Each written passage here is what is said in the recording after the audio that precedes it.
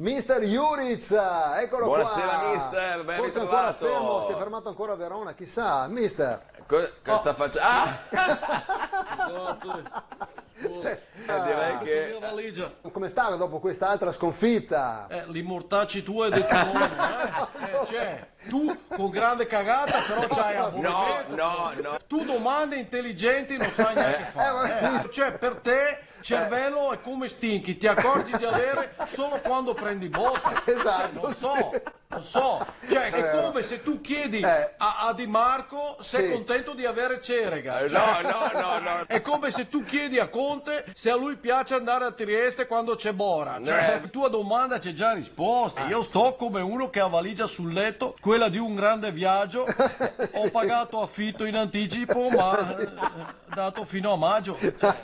Era solo per capire il suo stato d'animo dopo aver subito 8 gol nelle ultime 2 partite. No? Cioè, ma allora tu fai apposta. No, Cioè, tu sei simpatico come supposta. La partita con Fiorentina, cioè, è stata vergogna, quelle cose là. È vero. Cioè, ma ieri Verona ha vinto con 3 regali, dai. Io contento, cioè di prestazioni, però insomma, incazzato per sconfitta. Credo. Anche perché, cioè, prestazioni senza punti ti ci puoi pulire il comodino. Eccolo. Quindi io sta qua, aspetta di sapere se fare o desfare valigia, se ciamare casa e dire invece metti su Perà che arrivo.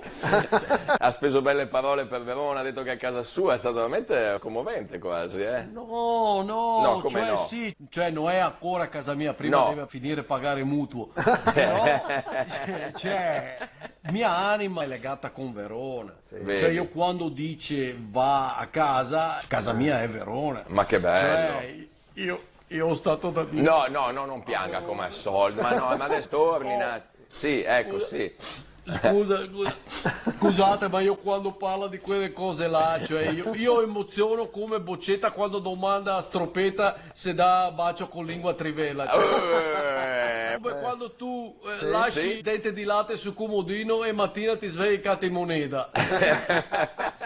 Come quando tu lasci a notte di Santa Lucia biscotti, latte, mandarini e ti svegli mattina che il bicchiere udo, fregole di biscotti e catti regali di letterina. Cioè, è una poesia, bellissimo. Sotto mia corazza c'è cuore tenera come tagliata di Bacelleria Bonaconsa.